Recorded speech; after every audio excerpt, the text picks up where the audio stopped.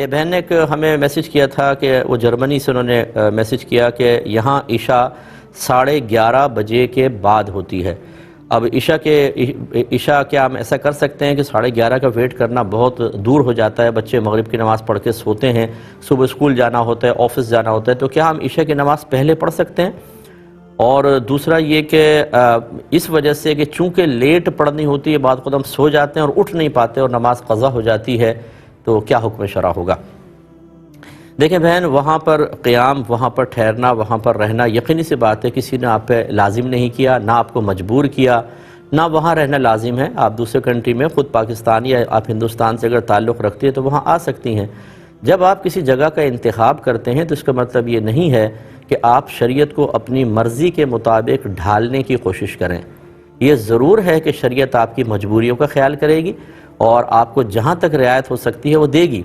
لیکن ایسی رعایت نہیں مل سکتی کہ آپ وقت سے پہلے نماز کو پڑھ لیں، ایسا نہیں ہے۔ نمازوں کے اوقات مخصوص ہیں، آپ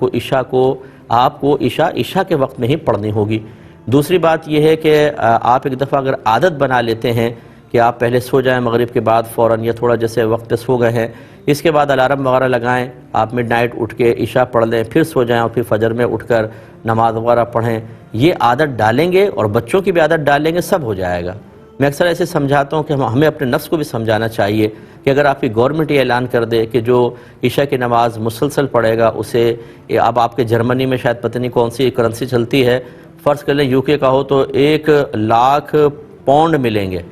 تو اب چاہے کتنی ہی مشقت کیوں نہ ہو، ہمارا ذہن اور ہمارا نفس ہمیں مشورہ دے گا بلکہ کہ یوں کر لو، یوں ایسا ہو سکتا ہے، اور وہ تعاون کرنے کے لیے بھی فوراً تیار ہو جائے گا۔ لیکن چونکہ ہمیں اس سے مراد ہمارا نفس، اور یہ اللہ کا بہت بڑا دشمن ہے، دین کا دشمن ہے جو اللہ نے بطور آزمائش ہمارے اندر رکھا ہے۔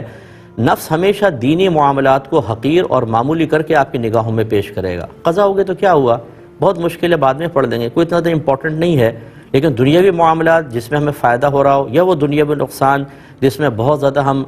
پستی کی طرف چلے جائیں، اس میں یہ نفس ہمیں کیسے مشورہ دیتا ہے اور مشکل سے مشکل چیز میں کیسے ہمارے ساتھ تعاون کرتا ہے۔ جو باہر کے ملکوں میں رہ رہے ہیں اور مشکلات کے ساتھ رہ رہے ہیں، وہ میری بات کو بہت اچھی طرح سمجھیں گے، وہ تمام مشکلات آپ کیسے سہ لیتے ہیں جن کا تعلق دنیا سے ہوتا ہے۔ تو میں اپنی بہن کو یوں نہیں کہہ رہا ہوں کہ آپ کو سستی کر رہی ہیں، یقیناً آپ نے ایک مسئلہ پوچھا، یہ ہوتا ہے، بچے ہیں، لیکن اب آپ کو ہمت آپ کو پیدا کرنی ہے، بچوں میں ہمت پیدا کرنی ہے، وقت سے پہلے نہیں پڑھ سکتے اور قضا نہیں ہونی چاہیے، قضا ہوگی تو آپ شدید گناہگار ہوں گے، ہمت کر کے اسے اس کے وقت پہ پڑھیں۔